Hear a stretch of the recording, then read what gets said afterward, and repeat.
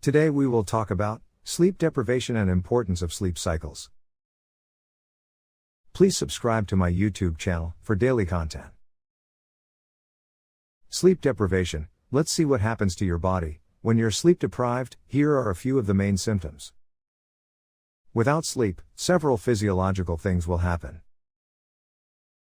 Basically, your body continues to run, but it's on reserve fuel until it basically just begins to break down. So things like your reaction time will slow down, your thought processes will slow down, you even make worse decisions. Your mood would be affected. Sleep deprivation keeps building up, and by time it increase. What is it building? It's building a sleep debt that you're going to have to pay. In general, losing as little as 1.5 hours for just one night reduces daytime alertness by about 1/3. Excessive daytime sleepiness decreases memory, efficiency, and the ability to think and apply information. Sleep deprivation also affects hormones as testosterone. It lowers it. It lowers libido, makes you have bad decisions, decision fatigue, lower reaction time. The list is endless. Sleep deprivation also affects your immune system. There are some studies that suggest that those who get 6 hours or less of sleep have a 50% reduction in the effectiveness of their immune system than those who get a full 8 hours a night.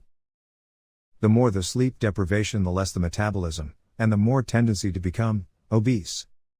When we see the sleep deprivation curve going up, we also see the obesity curve going in the same direction. A study conducted at University of Columbia in the Obesity Research Center found that people between the ages of 32 and 59, who slept 4 hours or less per night, were 73% more likely to be obese than those who slept between 7 hours a night. 73%. Those who get 5 hours of sleep a night are 50% more likely to be obese than those who get 7 to 9 hours, and those who get 6 hours per night are 23% more likely to be obese.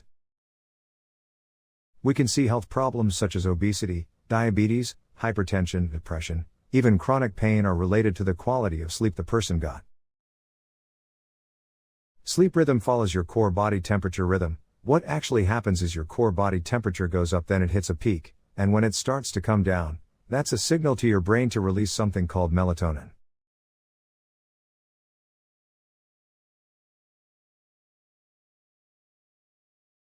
Several different stages of sleep.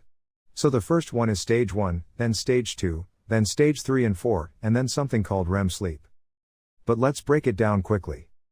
Stage 1 is considered to be about 2% of the night. This is when your body or your brain is going from waking state into sleep. It doesn't take very long to happen. Stage 2, however, makes up almost 50% of the night. There's a lot of different things that are going on during stage 2 sleep, which are important for your body just in terms of basic regulatory maintenance phase. But here's where the good stuff comes in. And stages 3 and 4. This is the wake up and feel great sleep. This is your body restoration. This is where the most growth hormone is emitted. Growth hormone helps you to regain vitality, helps to repair and maintain healthy tissues so that you come out feeling great the next day. But remember, stage 3 for sleep is the restorative sleep phase. Next comes REM sleep, which is your mentally restorative sleep. REM sleep is very important as this is the stage where information move from our short-term memory to our long-term memory. Our brain creates an organizational substructure like a cupboard. So when a new piece of information comes in, during stage 3 sleep, we take up the stuff we don't need. And then during REM sleep, we lock and load it into that filing cupboard. Here's where it gets pretty interesting. When you put a piece of information into your brain, it actually becomes electrically connected to other pieces of information. That electrical connection we think is what dreams are made of. So that's why if you walk downstairs and you know you're in your kitchen, and your cat is eating a fish with your friend, and you're thinking, what's going on here? It's all of those pieces of information have somehow or another gotten locked into one another and it's being represented in your dreams. That's why dreams can have a tendency to have some kind of crazy stuff. But when you look at REM sleep, it's important to know and understand that not just dreaming is occurring, but also memory is occurring. And again, this is your mentally restorative sleep.